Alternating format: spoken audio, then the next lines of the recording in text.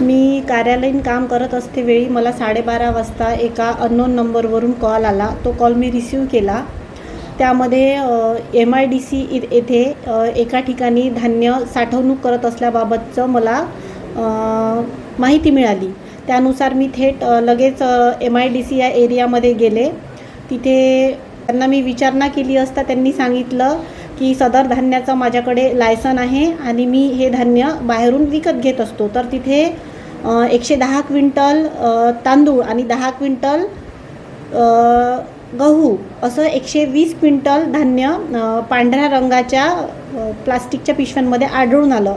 आणि त्या MIDCच्या बाहेर जो एक ऑटो रिक्षा होता 3 चाकी, त्या वाहन चालकास विचारणा करण्यात आली. त्यामध्ये 3 क्विंटल तांदूळ पांढऱ्या रंगाच्या पिशवीमध्ये कट्ट्यामध्ये आढळून आला.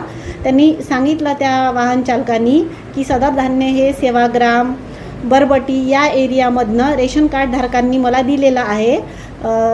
तांदूळ मे बी 20 रुपये किलो आणि 15 रुपये किलो गहू या रेटनी त्यांनी ते खरेदी केलेलं आहे आणि मी आता यांना विकण्यासाठी येथे ते धान्य मी आणलेलं आहे.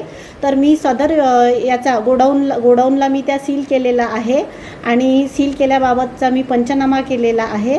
आता पुढील कार्यवाही सुरू आहे.